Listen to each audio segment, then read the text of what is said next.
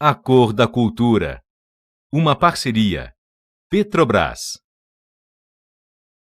CEPIR, MEC, Fundação Cultural Palmares, Cidan, TV Globo e Canal Futura.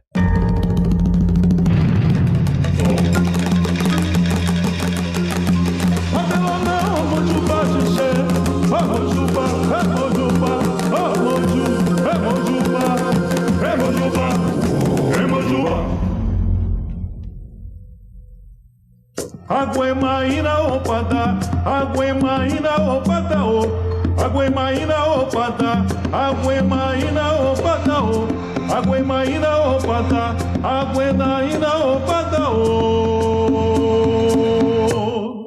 Certo dia, Ifá, o senhor das adivinhações, veio ao mundo e foi morar em um campo muito verde. Ele pretendia limpar o terreno e, para isso, comprou um escravo. O escravo se recusou a arrancar as ervas, pois ele sabia o poder de cura de cada uma delas.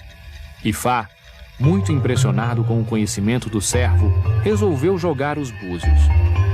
Os búzios revelaram que o escravo era, na verdade, o orixá Ossan, a divindade das plantas medicinais e mágicas. Ifá e Ossan passaram a trabalhar juntos. Ossan ensinava a Ifá banhos de folhas e remédios para curar doenças, trazer sorte, sucesso e felicidade. Os outros orixás ficaram muito enciumados com os poderes de Ossan e Ifá e queriam ter uma folha também. Para isso, arquitetaram um plano. Yansan, a divindade dos ventos, agitou a saia e provocou um vendaval. Ossan perdeu o equilíbrio e deixou cair uma cabaça onde guardava suas ervas mágicas. O vento espalhou as folhas. Oxalá, o pai de todos os orixás, pegou folhas brancas como algodão. Ogum, o deus da guerra, ficou com uma folha em forma de espada, a espada de Ogum. Xangô e Yansan se apoderaram das vermelhas, como a folha de fogo e a dormideira vermelha. Oxum preferiu as folhas perfumadas e Iemanjá escolheu o olho de Santa Luzia. Mas Ossan conseguiu pegar o Ibá, a planta que guarda o segredo de todas as outras e de suas misturas curativas. E assim, o poder e o mistério das plantas ficou preservado para sempre. No momento em que o primeiro ser humano surgiu no planeta, as plantas já existiam há mais de 400 milhões de anos. Porque o negro, junto com os índios, então eles se emparelharam e pegaram a fazer remédio com as ervas. Que a gente aprendeu através dos antigos, né?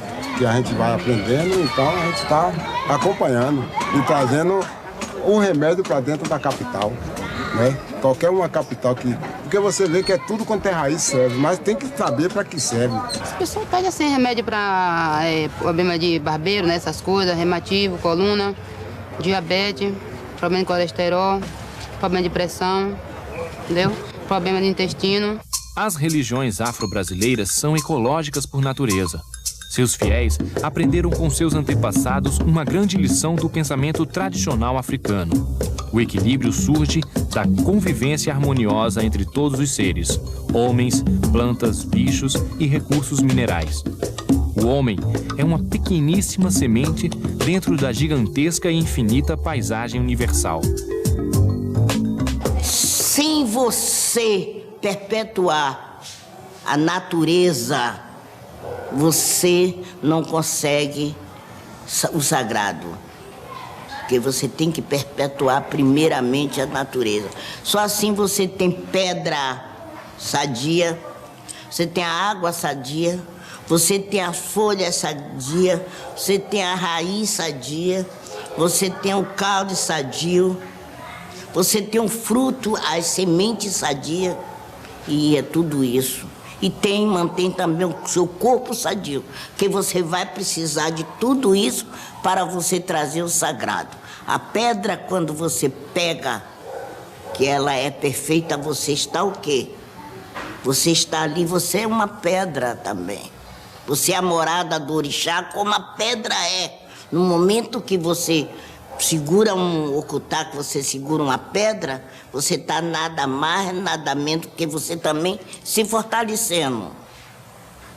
Por isso que eu sou contra quando diz assim, o orixá não pode pegar no seu otá ou no seu ferro, o elemento, o seu mito. Ele tem que se segurar para se fortalecer. Então, no momento que você segura a pedra, cada vez mais você puxa o sagrado para dentro de você, que nós somos nada mais, nada menos do que a morada verdadeira da natureza, que é os nossos mitos, os nossos coisas. E através dos nossos mitos e os nossos ritos, nós perpetuamos a natureza e nos perpetuamos.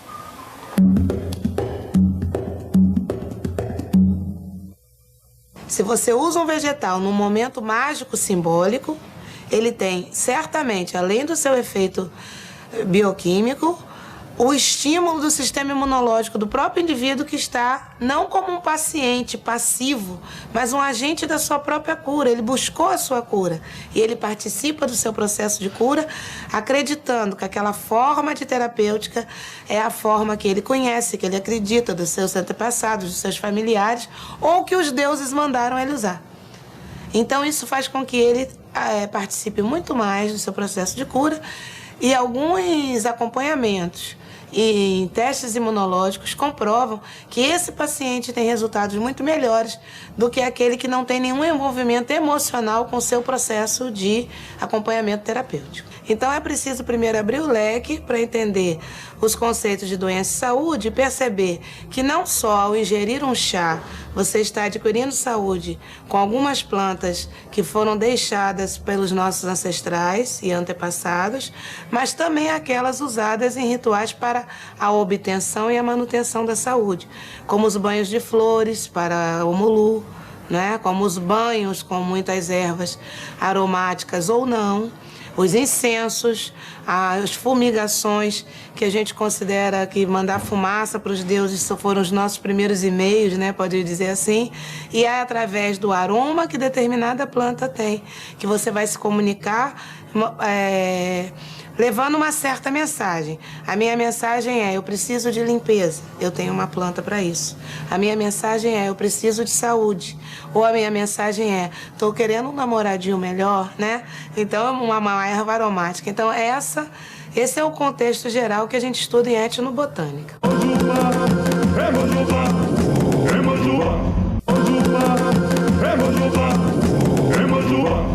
Macaia. Era essa a palavra que os africanos de Angola e do Congo usavam para designar a mata, a floresta, e também cada uma das folhas usadas em rituais e na cura.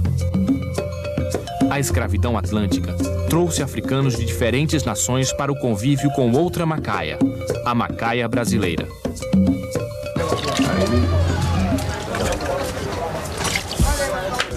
Mastruz, aqui a folha mais procurada dentro da feira de São Joaquim é o mastruz. E para que serve? Para pancada, a pessoa que toma pancada, aí a pessoa toma mastruz, entendeu? Para catarro, para tirar catarro, esse negócio. Mandacaru de 3 quinas para tirar a pedra do rim, junto com a gindiroba também. É uma fruta que tem na mata, essa aqui, ó. Aqui tem várias plantas aqui, ó. Essa daqui é para sinusite. A pessoa pega e toma a respiração pelo nariz, entendeu? Aqui tem bucha paulista, aqui tem eucalipto, angélica do sertão, tem arruda seca, tem semente de fedegoso, tem velaminho do campo, alecrim do campo, alecrim de jardim, alecrim de vaqueiro, manuscada, pichulim, imburana de cheiro. Tem 21 ervas aqui dentro, para sinovite, só serve para sinovite. Tudo isso é saber. Tem planta que você não pode beber, mas pode usar no corpo. Tem planta que você não pode usar no corpo e pode beber. Então, isto é nada menos, nada mais, nada menos você está atento, aprender. Desde a minha infância que eu acompanho minha mãe é Iaoê, uma sacerdotisa responsável pela coleta e produção de plantas litúrgicas. E aí eu venho acompanhando ela, fazendo oferendas e colhendo folhas esse tempo todo. E aí eu vim notando o aumento da quantidade, da porção das oferendas e também a inserção de novos produtos dentro das oferendas, né? E daí partiu meu interesse também por saber que era um dos pontos mais fortes assim, de preconceito da sociedade contra a minha religião. Então isso que me levou a trabalhar com o manejo desses materiais. A gente basicamente tem uma proposta de dar destino final os resíduos sólidos, que não pode ser deixado dentro de unidade de conservação, né? Produzir compostagem com a matéria orgânica, né? E utilizar os alguidares como recipientes para plantas, pintar e utilizar como vasos ornamentais. A louça pode ser reutilizada porque não é porosa, né? E o material de barro não pode ser reutilizado na cozinha porque é um material poroso e assim se infesta mais facilmente de bactérias. A mudança de ambiente exigiu algumas adaptações nos cultos africanos. Para entender o ambiente brasileiro e adaptá-lo para a medicina africana e os rituais religiosos, os africanos tiveram uma grande contribuição de outros povos, os índios. O intercâmbio de informações foi favorecido por uma crença comum, a de respeito ao ambiente. Para índios e africanos, a destruição da natureza é a destruição dos domínios das divindades. O mundo ocidental opôs o conhecimento da ciência, ou propriamente conhecimento considerado tido como científico, né? Porque tem as bases científicas, ao conhecimento popular, né? Então, se criou uma dicotomia, na verdade. Essas religiões, que são religiões populares e que tinham conhecimento do meio, e aí especificamente do meio ambiente, e que tomavam instrumentos ou elementos desse meio ambiente para proporcionar cura. Eu acho que a mesma situação acontece com as populações indígenas, né? Não só com as afro-brasileiras, mas no mais das vezes isso não foi tomado como conhecimento científico justamente por ser de domínio popular, né? Não estava relacionado a essa ideia de ciência vista a partir de uma concepção absolutamente ocidental, né? Isso tem se transformado a partir do momento que se entende que, de fato, essas religiões contribuem para a preservação. Acho que o mesmo vai acontecer com populações indígenas. Os terreiros eles estão localizados em espaços em que boa parte se deve ter um número expressivo de vegetação. Eu lembro que eu assisti a um programa que mostrava via aérea os terreiros de Salvador e o início, a abertura era justamente um plano geral da cidade. Ele dizia: onde você vê ocupação por árvores, tenha certeza que ali é um terreiro. De fato, depois desciam e chegavam aos terreiros na cidade, né? Eu, antes de ser Ialorixá, eu recebi o cargo na casa de uma irmã de Santo minha, que Olorum já levou ela para Orum, mas que eu queria muito bem, Oiadenã Celina de Ançã. Eu tenho o cargo de Aloçã, que é uma grande responsabilidade, você saber colher a planta no horário certo, você saber a palavra que você vai dizer, com qual a mão que você vai tirar aquela planta, aonde às vezes tem planta que está uma perto da outra, existe planta, erva, que ela está aqui, mas existe outra que está lá perto dela, a força negativa dela influencia daquela, você tem que deixar e pegar lá adiante. Uma planta da beira da estrada, uma planta colhida uma hora de sol, o horário, a lua. A planta, quando toma muita chuva, tem planta que perde aquela vitalidade sagrada que contém nela a água, tira o sol. A folha seca tem um valor, ela verde já tem outro, ela madura tem outra. Tem planta, tem árvores que cada função dela, como o dendezeiro, o iguiopê, que é o que nós colhemos o azeite de dendê. O dendezeiro é uma das plantas mais sagradas, porque tudo do dendezeiro é mantenedor do sagrado.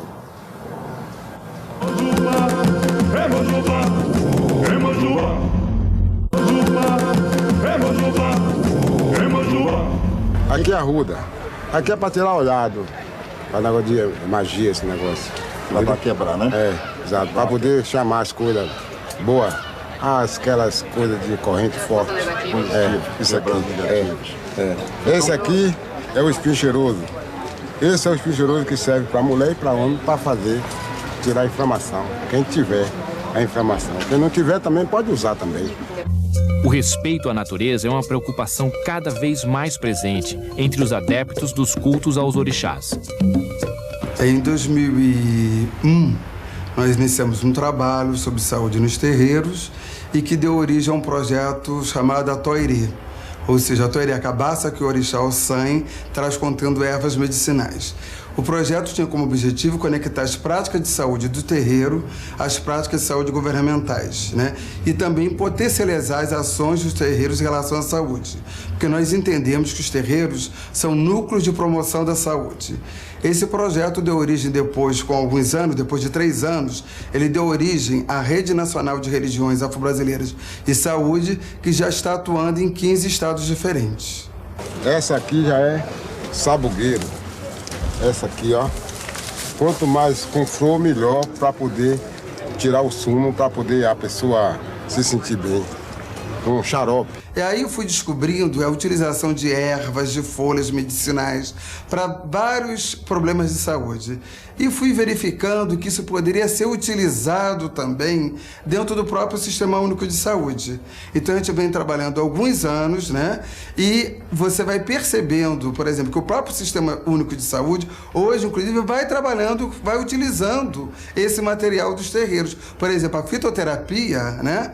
É a utilização de folhas, de ervas medicinais para poder trabalhar com problemas de saúde do povo, né, em geral. Então você vai vendo que o terreiro, ele já tem sua fitoterapia, ele tem todo um saber em relação às folhas, em relação à utilização dos caules, das flores, para algumas doenças. Então isso foi fundamental. O princípio desse trabalho partiu daí, desse saber que já existia dentro do terreiro, né? Que é um saber ancestral, que foi trazido pelos nossos ancestrais, né? Só serve pra gente beber quando tá agitado, que tá com nervoso, tá com o coração meio fraco, aí toma.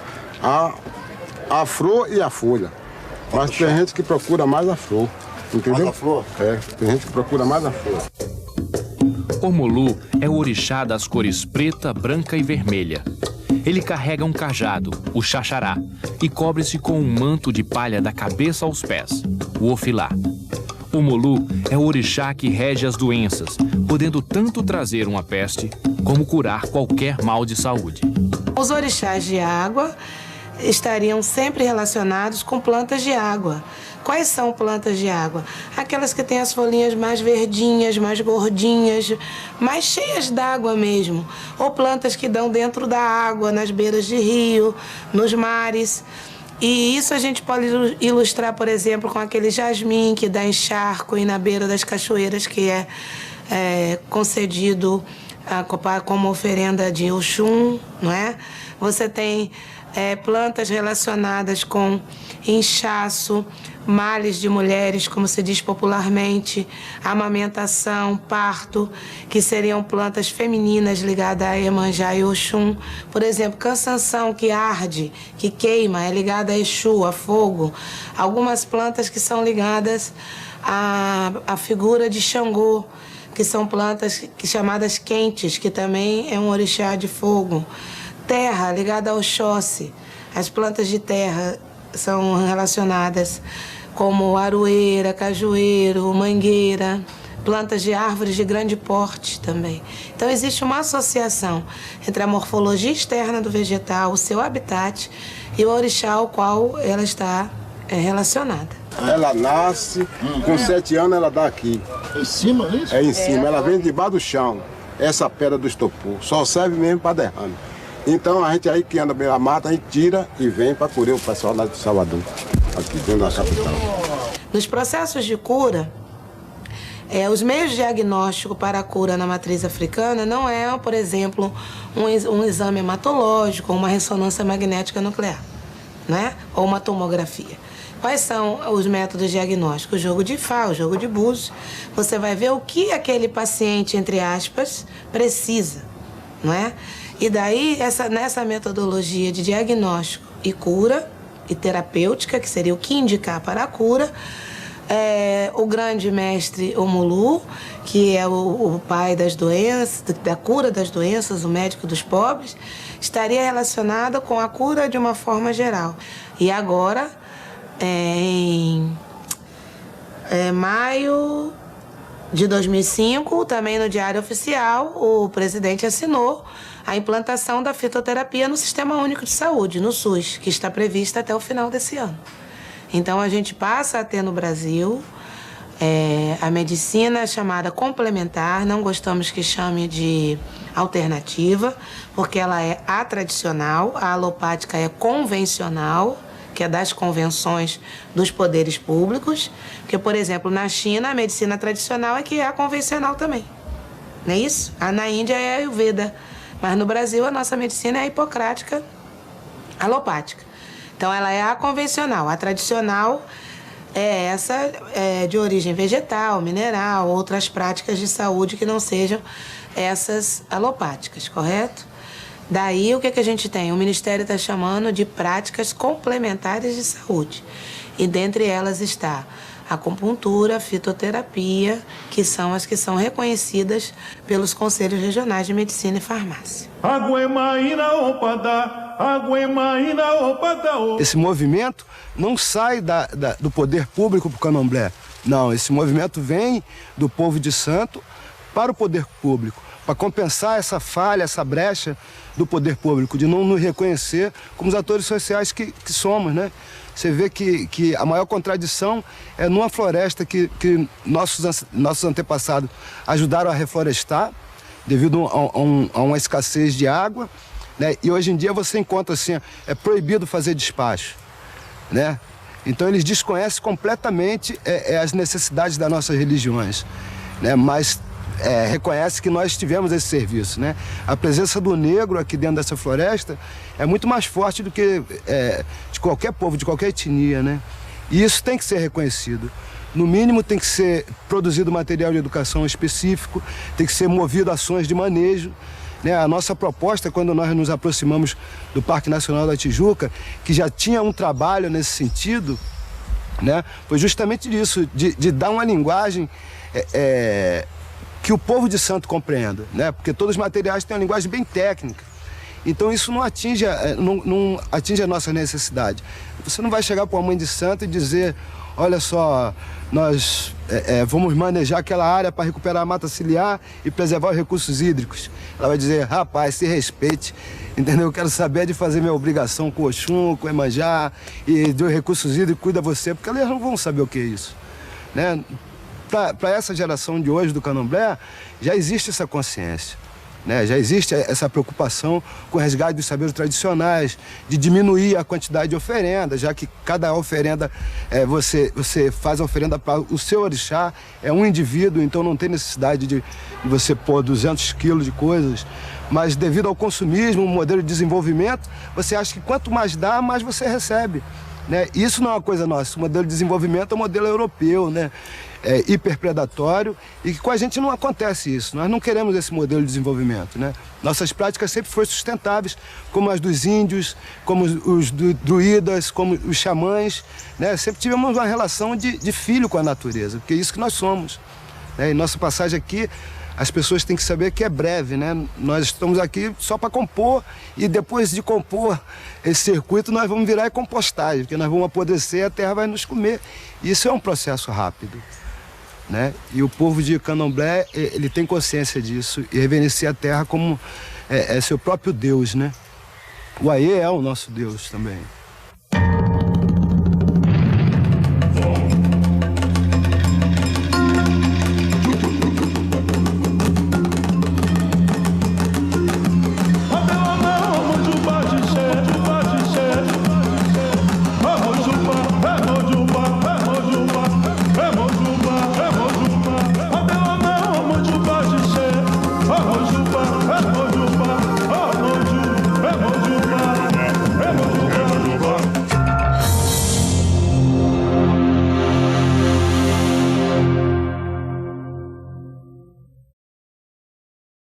A Cor da Cultura.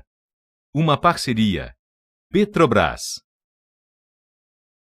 CEPIR, MEC, Fundação Cultural Palmares, Cidan, TV Globo e Canal Futura.